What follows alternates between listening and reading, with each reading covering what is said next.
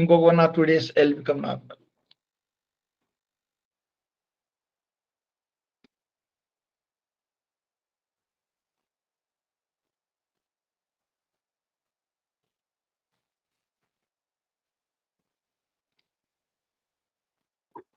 Shri Sairam sir. L S Prakasarao గారు అడగండి sir. Sairam అండి. చాలా లోతైనటువంటి అవగాహనని ఈ అభిషేకం గురించి సార్ తెలియజేశారు. ఇందులో అభిషేకం చేసేటువంటి బాహ్య పదార్థాలతో పాటు మనం అనుభూతి ఏకాదశ అనగానే మన యొక్క ఈ పంచ ప్రాణాలు పంచ ఉప ప్రాణాలు ప్లస్ పరబ్రహ్మతత్వం ఆత్మజ్యోతి తత్వం కానీ వీటన్నిటినీ కూడా సమన్వయం చేసుకుంటున్నాము అనేటువంటి భావనతో ఆ అభిషేకం దగ్గర మనం కూర్చొని అర్థం చేసుకునేటువంటి ప్రయత్నం చేస్తే మనం ఆ రుద్రునితో తాదాత్మ్యం చెందుతాము తప్పనిసరిగాను. అప్పుడు మనకి ఈ బాహ్యంగా సమర్పించేటువంటి వస్తువుల కన్నా కూడా ఆ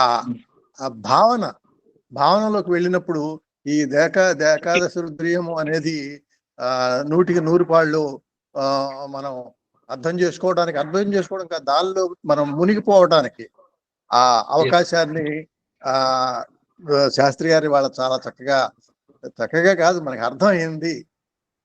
అక్కడ కూర్చున్నాము అంటే మన నిజంగా ఇది తెలియదు. ఈ భావంతో మనం అక్కడ కూర్చొని మనం అనుభవించాలని తెలియదు.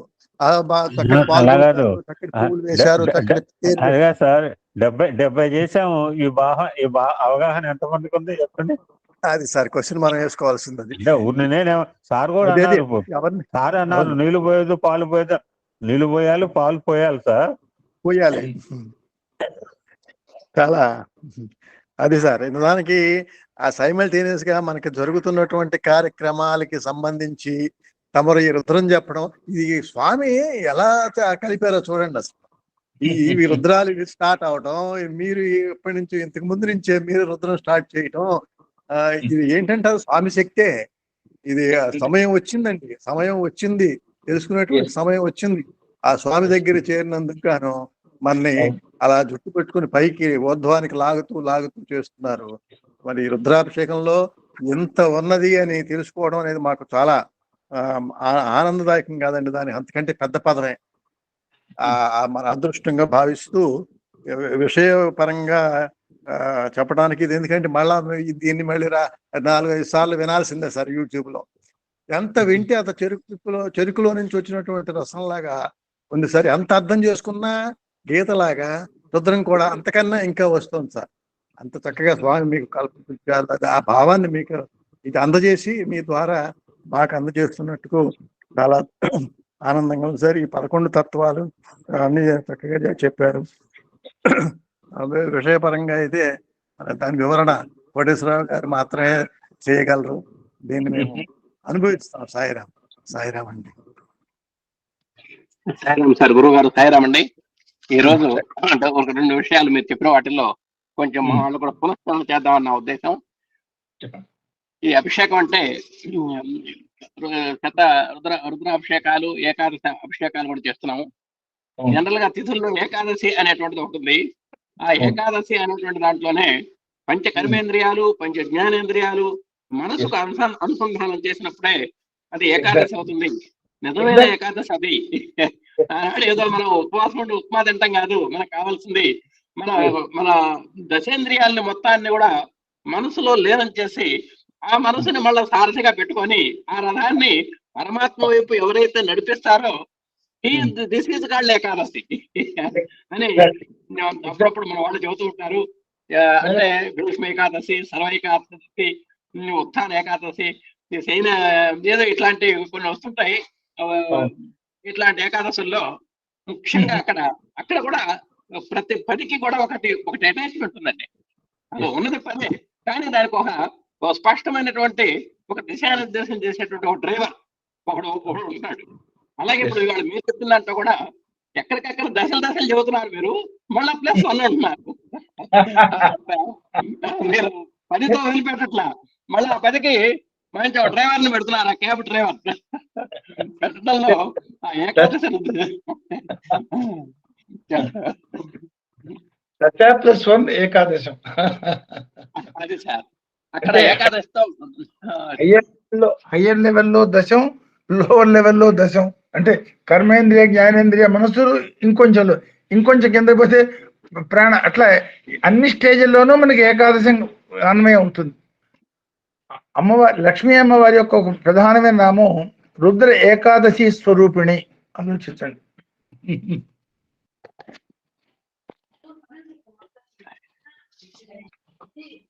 అలా ఇవాళ చక్కగా చెప్పారు సార్. మనం ఇంకొకటి చెప్పారు మీరు, ఏకమేవ నారాయణ ఏకమేవ రుద్ర. ఎవరికి వాళ్ళు నారాయణ సంబంధం వారు ఏకమేవ నారాయణ అనుకున్నా, రుద్రం పార్టీ వాళ్ళు ఏకైవ రుద్ర అనుకున్నా, ఈ విధంగా ఏకైవ హరి అనుకున్నా, ఈ విధంగా ఎన్నున్నా సరే మీరు ఒకటే చెప్పారు, ఉన్నది ఒకటే, ఏకం సత్ విప్రాహ బహుధా అంతే అనేటువంటి దానికి మళ్ళీ ఆ సూత్రం దగ్గరికి వెళ్ళాం సార్ మనం, మీరు చెప్పినటువంటి దాని ద్వారా. వాళ్ళు బాగుంది. ఇంకొకటి చెప్పారు సార్, మహతి ప్రళయే సర్వే హరిహరాదయ అని చెప్పారు. ఇది ఒకటి మీరు కాస్త తర్వాత మీరు వివరణ ఇవ్వాల్సినటువంటి అవసరం ఉంది. అది తర్వాత ప్రతి మన శరీరంలో ఉన్నటువంటి ప్రతి అంగంలో కూడా దిగ్ దేవతలు ఉన్నారని చెప్పారు. ఎవరన్నా చెంప మీద కొట్టాలన్నా కూడా ఇప్పుడు భయంగా ఉంది సార్. దేనికంటే ఆ చెంపలో ఎవరుందో, ఏ దేవుడు ఉన్నాడో వాళ్ళకి. ఇప్పుడు మేము తల మీద కొట్టేవాళ్ళం పిల్లల్ని ఎక్కడ పడితే అక్కడ కొట్టేవాళ్ళం. కొడుతుంటే ఇప్పుడు నాకు అనిపిస్తుంది, అయ్యో మనం వాడిని కాదు కొట్టింది, మనం దేవతల్ని కొట్టాము అనేటువంటి ఒక భయం ఇప్పుడు మాకు చివరి దశలో భయం పట్టుకుంది. ఆ దిగ్దేవతల్ని మనం కొట్టాము, వాడిని మనం పిల్లవాడిని కాదు మనం కొట్టింది అనేటువంటిది ప్రతి టీచర్ కూడా ఇప్పుడు ఒక జ్ఞానోదయం జరుగుతుంది. మీరు పాదాల్లో విష్ణువని, హస్తాల్లో హరహని, బాహువుల్లో ఇంద్రుడని, ఈ విధంగా రకరకాల చెప్పారండి. తర్వాత మీరు ఇవన్నీ కూడా సర్వశ్రీ శంకరత్వము అనే ఒక పదం వాడారు. ఇవన్నీ కూడా నిజంగా శుభప్రదమైనటువంటి లోక కళ్యాణం కోసము విశ్వవ్యాప్త కళ్యాణ శుభ సూచకమైనటువంటి సర్వశ్రీ శంకరత్వాన్ని గురించి చాలా తక్కువ చెప్పారు. తారకము, దండకము ఇవన్నీ కూడా విశేషాలు ఉన్నాయండి.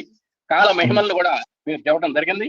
తర్వాత ఎవరైతే బ్రహ్మానందం ద్వారా ప్రాణాన్ని త్యాగం చేయగలుగుతారో, అంటే ఏ బ్రహ్మానందం ద్వారా మనకు పంచ ప్రాణాలు మన శరీరంలో ప్రవేశించి పిల్లవాడిని ఏడ్పించడం కానీ, నవ్వించడం కానీ, కవ్వించడం కానీ, చేతులు గదిలించడం కానీ, ఏదన్నా సరే ఒక చైతన్యం స్వరూపం ఆ బ్రహ్మానందం ద్వారా అవన్నీ కూడా ప్రాణాలు ఆ నూతన శిశువులో ప్రవేశించి ఈ లౌకికమైనటువంటి హావభావాలన్నీ ఎప్పుడైతే చేస్తున్నాడో, ఆ విధంగానే పంచ ప్రాణాల ద్వారా కాకుండా బ్రహ్మేంద్రియం ద్వారా బయటకు వెళ్ళగలిగినటువంటి వాడే ప్రాణోత్క్రమణ సమయంలో ఎవరైతే చేయగలుగుతారో వాడే నిజంగా ఆత్మ దర్శన యోగి అని కూడా మీరు చక్కగా చెప్పడం జరిగింది.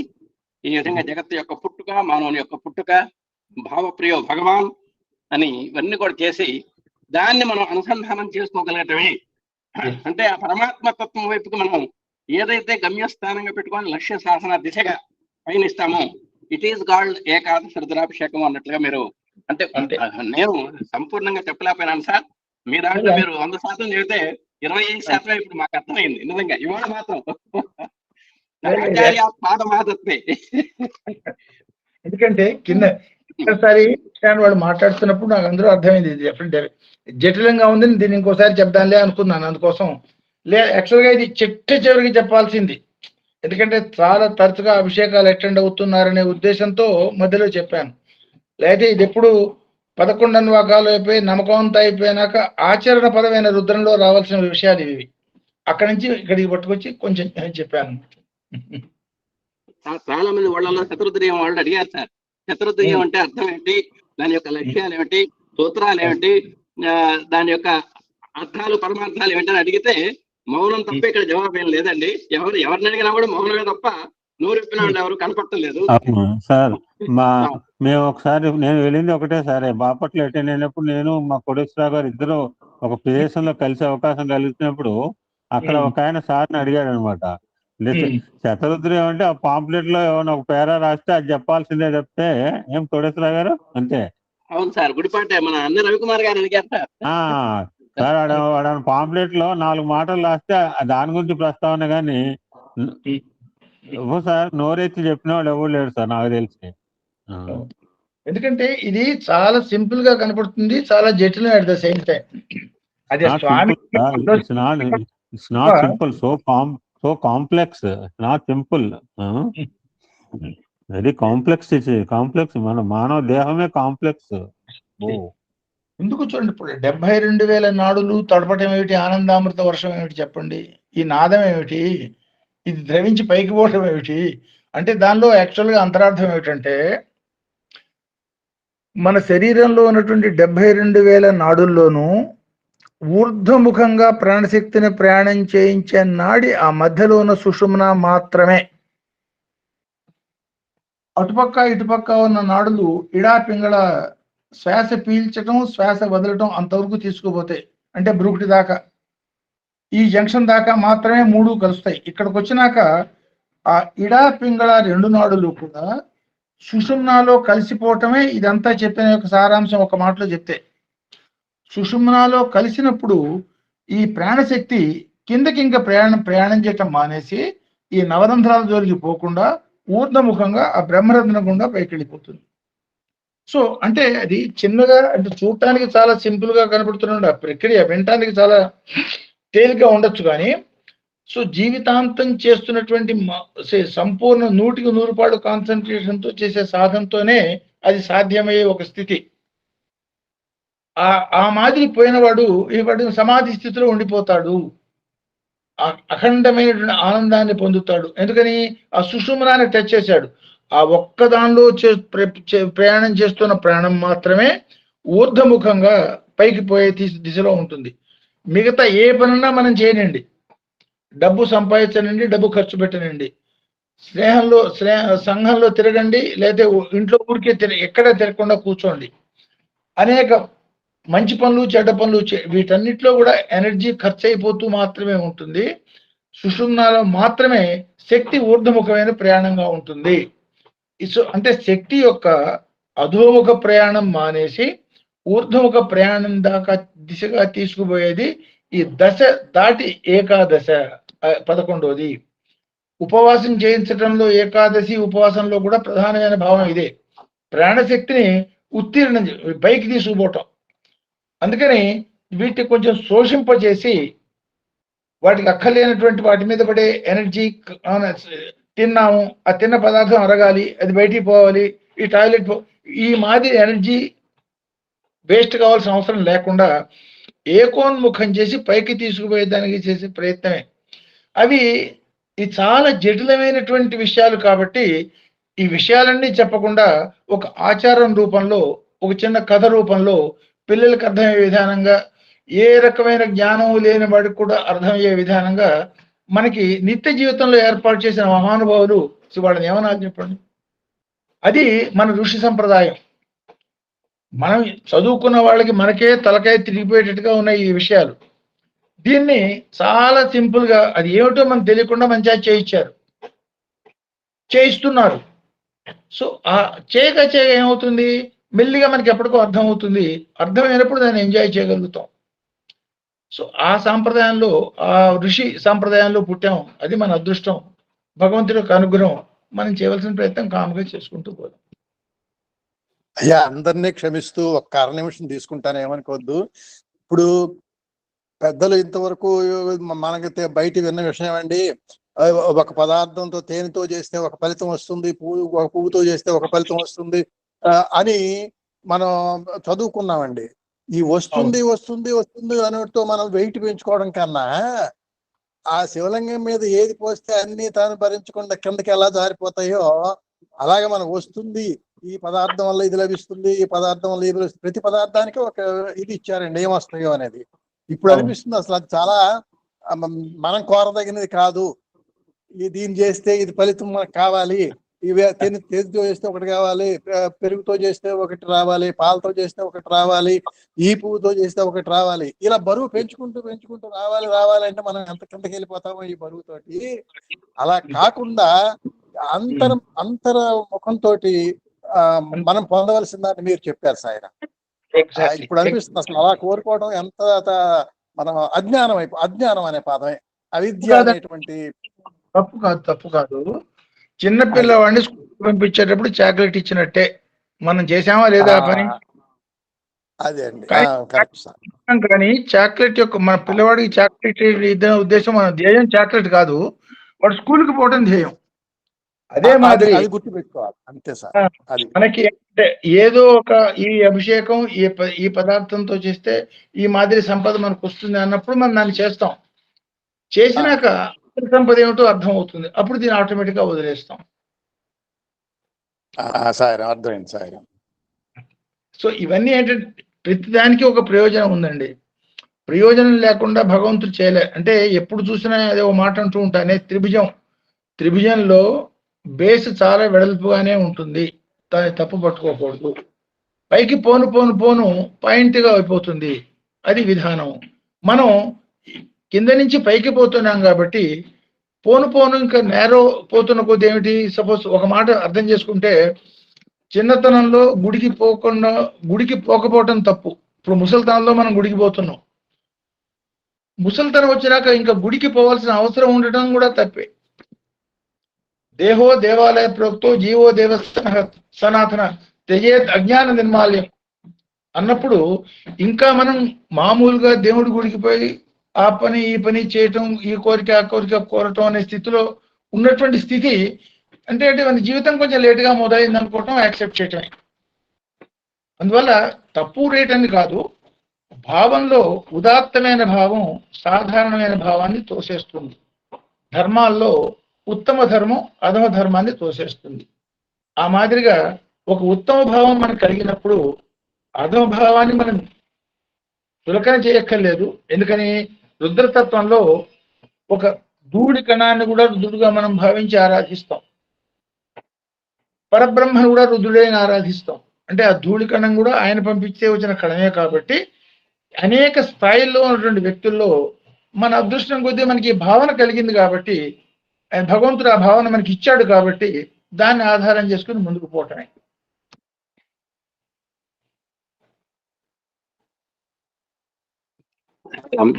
గారు సాయిరామ్ సార్, నిన్న ఒక కార్యక్రమంకి వెళ్ళే అవకాశం కలిగింది సార్ నాకు. చూశాను అంతా చాలా ఆర్భాటం. నేను తప్పు పట్టదు, ఏ కార్యక్రమం తప్పు పట్టకూడదు సార్. ఎందుకంటే నేను చేయలేనప్పుడు వాళ్ళు చేయాలి.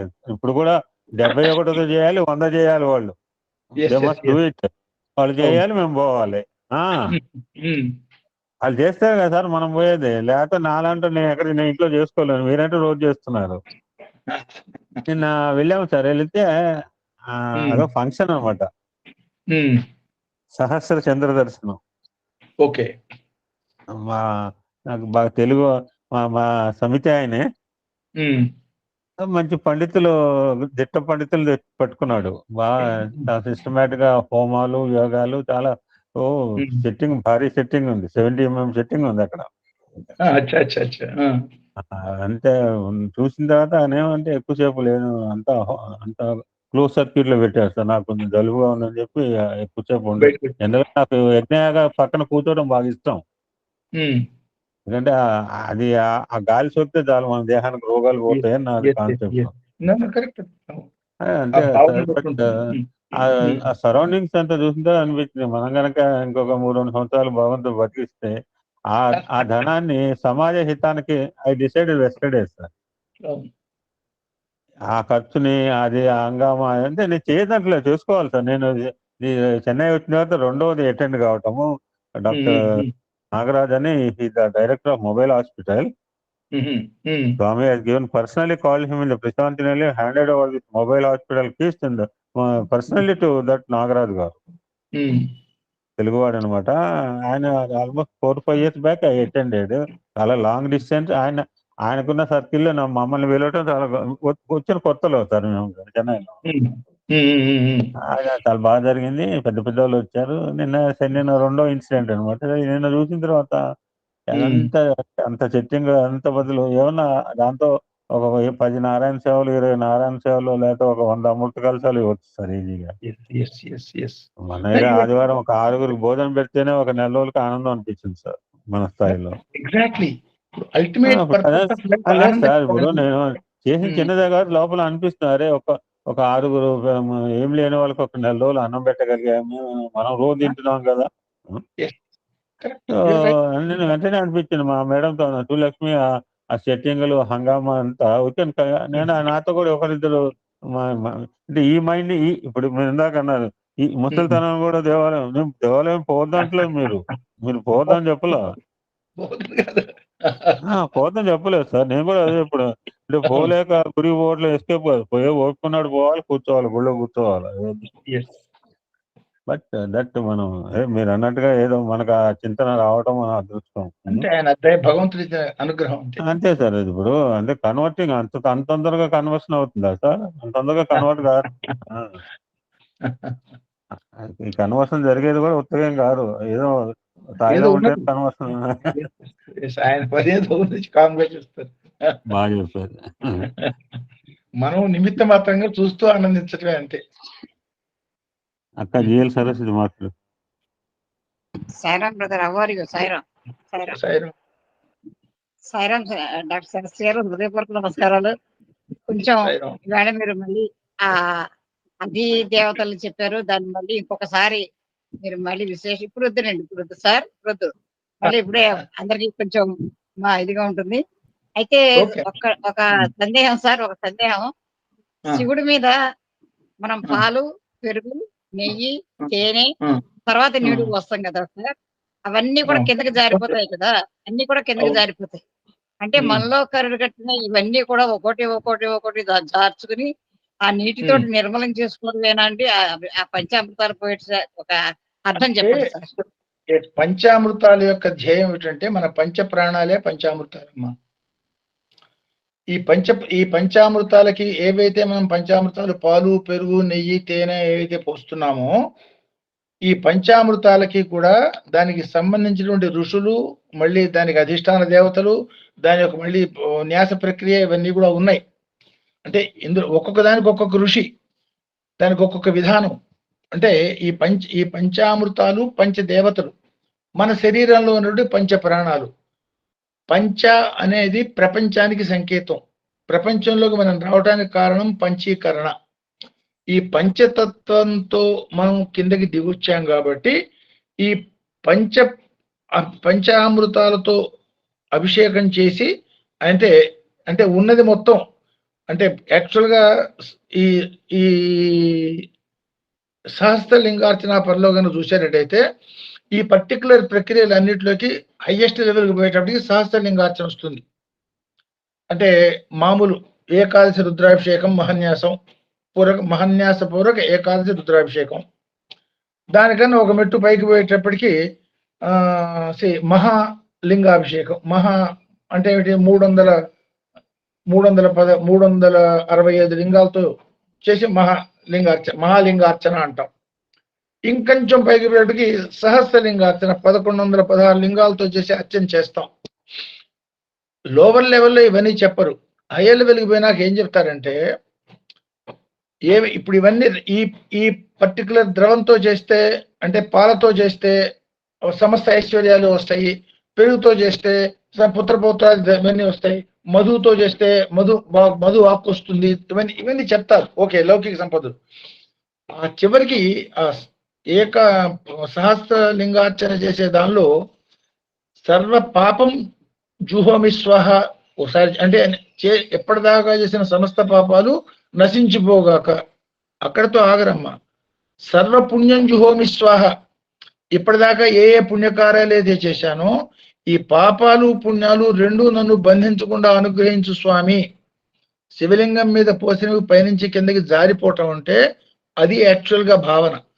పాప పుణ్యాలు రెండు నాకు నీ శివలింగం మీద పోసినటువంటి ద్రవం ఏ మాదిరిగా అంటకుండా కిందకి జారిపోతుందో, పాప పుణ్యాలు రెండు ఏమి అంటని ఒక స్థితి నాకు ప్రసాదించు స్వామి.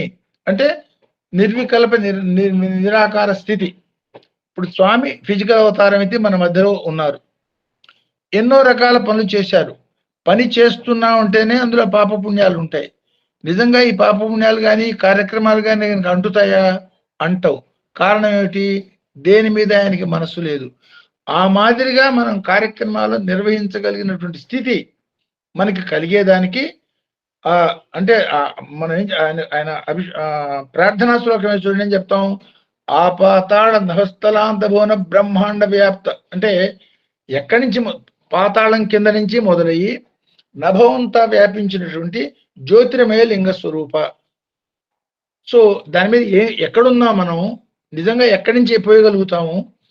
సో ఆయనలోనే ఒక భాగంగా మనం ఉన్న మనం ఆయన మీద ఏమిటి పోస్తాము? కానీ భావంలో ఇదేమిటంటే సమస్తం జారిపోవటం ఏ మాదిరిగా, అదే మాదిరిగా పాపపుణ్యాలు అంటకుండా తామరాకు మీద నీటి బొట్టులాగా ఉండే మనోస్థితి, అంటే నా మనసు దేనికి తగులుకోకూడదు, అంటుకోకూడదు, ఏ మాదిరిగా నన్ను పట్టుకొచ్చావో ఆ మాదిరిగా నేను వచ్చి నీలో కలిసిపోవాలి అన్న భావంతో చేయటమే అందులో అంతరార్థం. ఈ 5 ద్రవ్యాలు 5 ప్రాణాలకి సంకేతం, ప్రపంచం నుంచి దాటిపోయేదానికి సంకేతం, పంచకి సంకేతం. పంచలో ఉన్నంతకాలం, అంటే ప్రపంచంలో ఉన్నంతకాలం ఇవన్నీ ఉంటూనే ఉంటాయి. మనసు ప్రపంచంలో నుంచి కనుక అనుసంధానం తీసేస్తే వాటంతా అవే జారిపోతాయి. మనం ప్రపంచంలోనే ఉన్నా కూడా అవి మనకు అంటుకోకుండా ఉండే స్థితి సాధించటం, అది జీవన్ముక్త స్థితి. సాయిరాం సార్, రకరకాలుగా చెప్తుంటే మీరు ఇవాళ డౌట్ పూర్తిగా క్లియర్ చేశారు సార్. సాయిరాం ధన్యవాదాలు సార్. సాయిరాం, ఇంత అద్భుతమైన సందేశం మాకు అందిస్తున్నందుకు అసలు నిజంగా మేము సార్ ధన్యులం సార్. మా జన్మ ధన్యమైపోయింది. మేము ఆ స్థితికి రావాలి. ఆ మనసుకి ఏం అంటించుకోక దారిపోయే స్థితికి మేము రావాలి సార్. మనందరికీ ఇచ్చేది ఆయనమ్మా, మనం కామ్గా మన ప్రయత్నం మనం చేయటమే అంతే. గురుగారి పాద నమస్కారం అండి. గురుగారి పాద నమస్కారం. నేను ఈశ్వర్ డి సాయిరాం సార్. ధన్యవాదాలు తండ్రి, ధన్యవాదాలు తండ్రి. Any more questions? సరస్వతి గారు, సాయిరాం.